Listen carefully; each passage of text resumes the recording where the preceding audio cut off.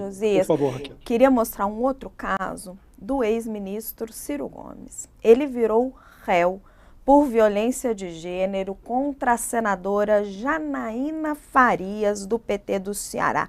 A denúncia do Ministério Público foi aceita pela Justiça Eleitoral. A promotora eleitoral Sandra Viana Pinheiro afirmou que Ciro fez declarações para satisfazer a vontade de se impor de forma incontrastável ante a figura feminina e para colher dividendos políticos às custas de sua objetificação. Em uma entrevista concedida em abril, Ciro criticou a senadora petista, que é a segunda suplente de Camilo Santana, atual ministro da Educação. Ele chamou ela de assessora de assuntos de cama de Santana e de cortesã.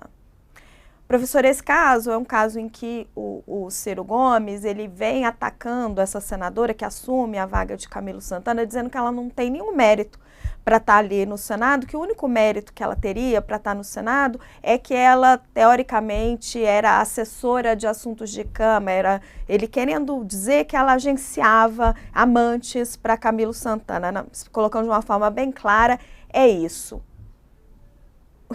Agora a justiça está aí tornando ele réu por violência de gênero. Qual é a sua avaliação sobre uma denúncia como essa? Raquel, é importante falar, até complementando a pergunta do Thales, que para assuntos, quando a gente fala da questão eleitoral, campo político, a gente tem um artigo específico, tá?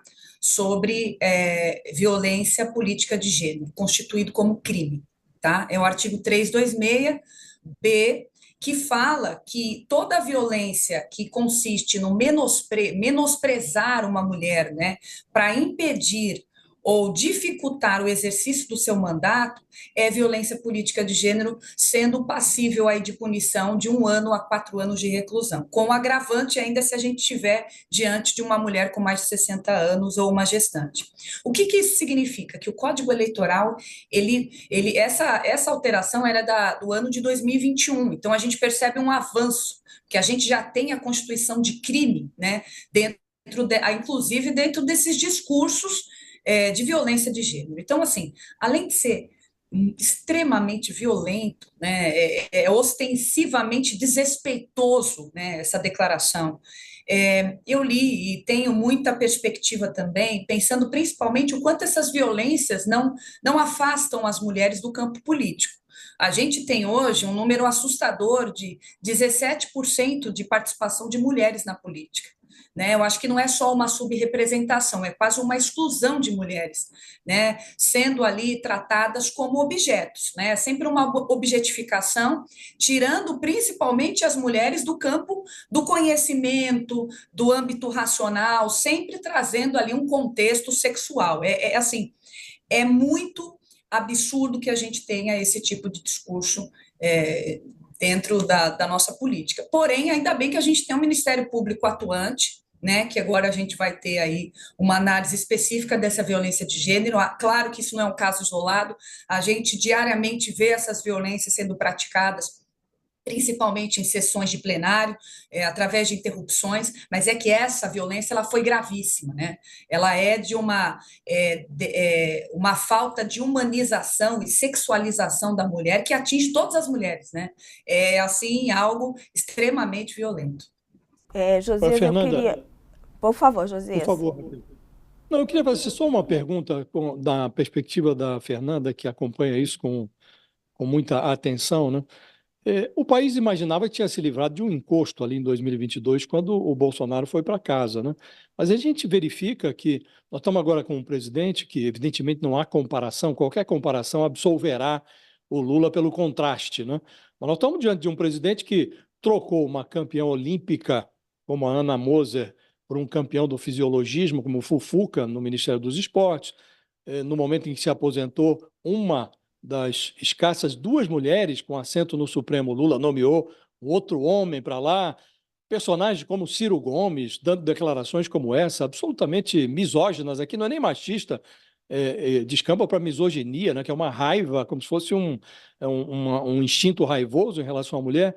E há, nesse momento, tramitando no Congresso Nacional, já passou na Câmara, foi para o Senado, uma proposta que anistia, que perdoa dívidas impostas aos partidos, multas que foram impostas aos partidos, porque desrespeitaram regras que estimulam a participação de mulheres, de negros.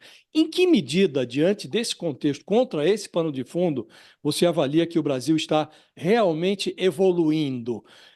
Essa evolução, ela é notável, ou nós estamos só deslizando para o lado, eventualmente até recuando num outro ponto? Olha, Josias, se eu falasse que não tem avanço, eu não seria tão otimista, né? Eu sou uma pessoa otimista. Eu acho que a gente avançou, mas se a gente olhar no panorama mundial, existe uma pesquisa sobre mulheres no parlamento e o Brasil ocupa a posição 129 de assentos ocupados por mulheres em cargos políticos. Ou seja, a gente está muito atrás em termos mundiais de participação da mulher na política. Quando a gente olha para essa falta de realmente incentivos financeiros para candidaturas femininas, né, quando a gente olha essa tentativa de anistiar, a gente ainda tem uma outra preocupação, né, que são as candidaturas fantasmas, de mulheres que são colocadas lá só para preenchimento das cotas, mas de fato não concorrem, não há nenhum incentivo para que essas candidaturas sejam levadas a sério, né? Que é uma outra violência, que é você impedir que a mulher, né, seja ali colocada como uma candidata que vai conseguir enfrentar os demais candidatos homens. Então, assim, olhando o panorama mundial, a gente ainda está muito atrasado, né? A gente ainda tem muito a evoluir, mas óbvio que a gente avançou. Essa própria lei que foi colocada em 2021, que coloca esse artigo no Código Eleitoral, ela é importantíssima, né? É uma lei recente de 2021.